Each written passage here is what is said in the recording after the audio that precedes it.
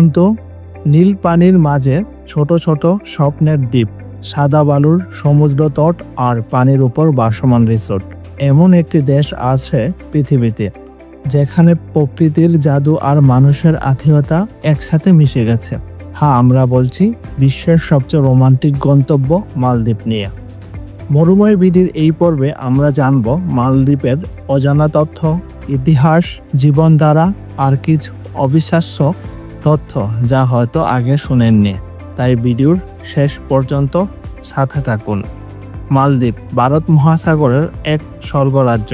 শ্রীলঙ্কা ও ভারতের দক্ষিণ পশ্চিমে এর অবস্থান। প্রায় 1200টির বেশি ছোট বড় দ্বীপ মিলে এই দেশ গঠিত। তবে এর মধ্যে মাত্র 200টির মতো দ্বীপে মানুষ বসবাস করে। রাজধানী হলো মালে, যা বিশ্বের সবচেয়ে ছোট রাজধানীগুলোর একটি। সর্বাধিক জনবহুল শহর, ঐতিহ্যগতভাবে রাজার দ্বীপ নামে পরিচিত। মালদ্বীপ এশিয়ার সবচেয়ে ছোট দেশ। এর স্থলভাগ মাত্র 298 বর্গ কিলোমিটার, কিন্তু এটি সমুদ্রের প্রায় 90,000 বর্গ কিলোমিটার জুড়ে বিস্তৃত, যা এটিকে বিশ্বের সবচেয়ে স্থানিকভাবে বিচ্ছরিত সার্বভৌম রাষ্ট্রগুলোর মধ্যে একটি করে তুলেছে। মালদ্বীপের জনসংখ্যা 2022 সালের আদমশুমারির মতে 5,15,132 জন।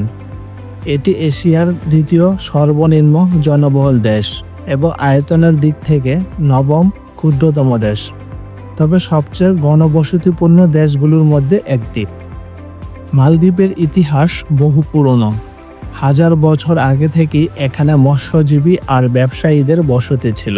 আরব ব্যবসায়ীদের প্রভাবে দেশটি ইসলামে রূপান্তরিত হয় 1200 শতকে।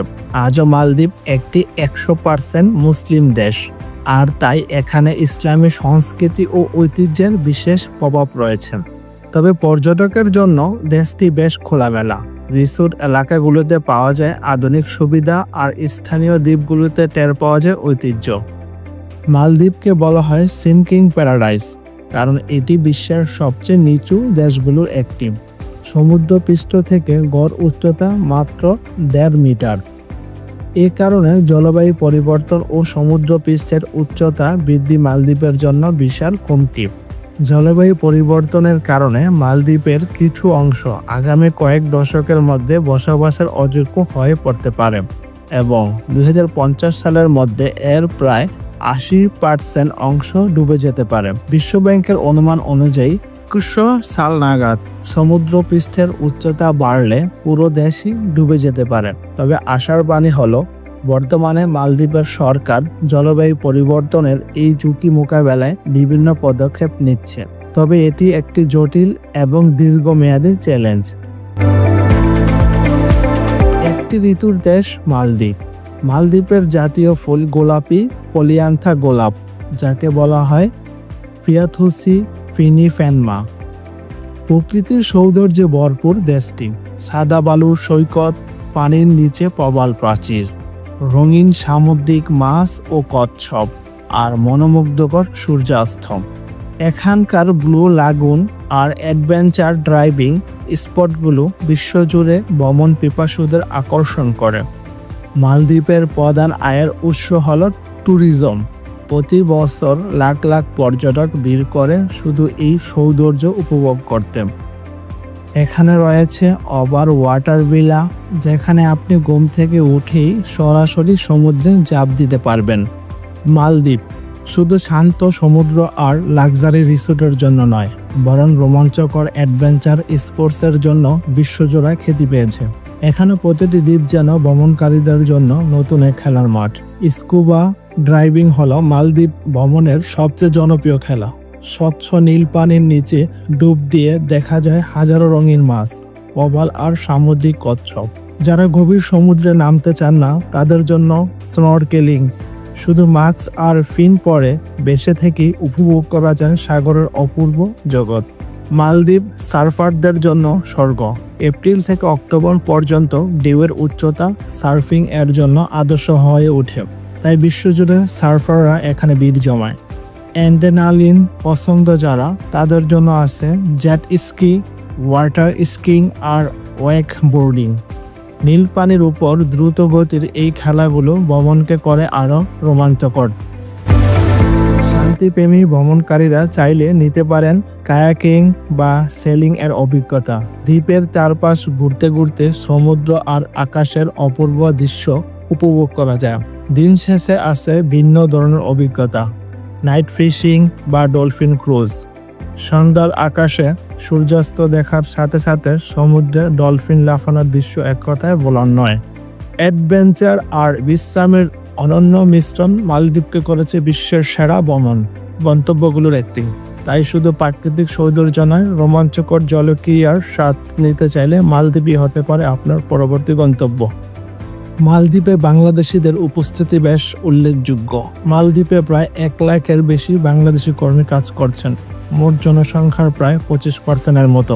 নির্মাণ খাতে, হোটেল ও রিসোর্ট সার্ভিসে, মাছ ধরা ও মেরিন কাজ, গৃহস্থলী ও ছোটখাটো ব্যবসায় বাংলাদেশিরা আছেন।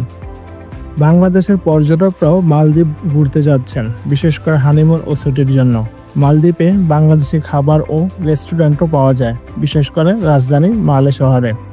এছাড়া ফিশারিজ মালদ্বীপের দ্বিতীয় বৃহত্তম আয়ের উৎস, বিশেষ করে টুনা মাছ রপ্তানিতে দেশটি বিশ্বব্যাপী পরিচিত। মালদ্বীপের মানুষদের বলা হয় দ্বিবেহী। তাদের নিজস্ব ভাষা হলো দ্বিবেহী আর সরকারি মুদ্রা হলো রুফিয়া, যার সাংকেতিক চিহ্ন MVR এবং প্রতীক RF। 2025 সালে আন্তর্জাতিক মুদ্রা তহবিল এর পূর্বাভাস অনুযায়ী মালদ্বীপের মাথাপিছু আয় $18,207 মার্কিন হতে পারে। মালদ্বীপের এই আয় দক্ষিণ এশিয়ায় অন্যতম সর্বোচ্চ। তাদের জীবন অনেকটাই জড়িত সমুদ্র আর প্রকৃতির সাথে। যতটুকু সাদাসিধে ততটাই আতিথেয়তায় ভরপুর। মালদ্বীপের পতাকার প্রতীক চাঁদ ও সবুজ রং ইসলামের প্রতীক। এখানে কোনো পাহাড় নেই, সব দ্বীপই সমতল। বিশ্বের সবচেয়ে বিলাসবহুল পানির নিচের রেস্টুরেন্টও মালদ্বীপে। হানিমুন ডেস্টিনেশন হিসেবে এটি বিশ্বের শীর্ষ তালিকা রয়েছে।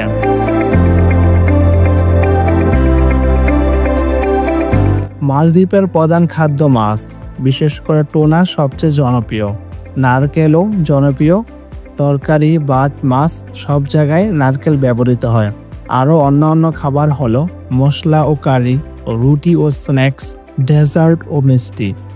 মালদ্বীপের খাবার মানে সমুদ্রের স্বাদ আর নারকেলের ঘ্রাণের অসাধারণ মিশেল। মালদ্বীপ ছোট দ্বীপরাষ্ট্র হলেও খেলাধুলার প্রতি তাদের আগ্রহ অনেক বেশি। দেশের সবচেয়ে জনপ্রিয় খেলা হলো ফুটবল। রাজধানীর মালেতে একাধিক স্টেডিয়াম রয়েছে, যার মধ্যে জাতীয় স্টেডিয়ামে আন্তর্জাতিক ম্যাচ হয়।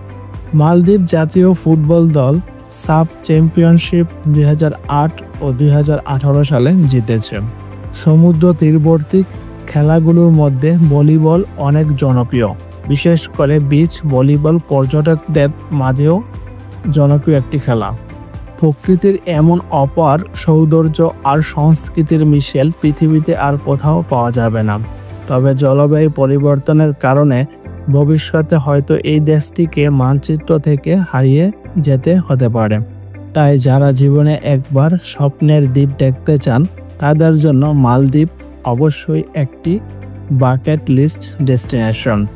যদি ভিডিওটি ভালো লেগে থাকে তবে লাইক, শেয়ার এবং মরুময় বিডিকে সাবস্ক্রাইব করে আমাদের সাথে থাকুন।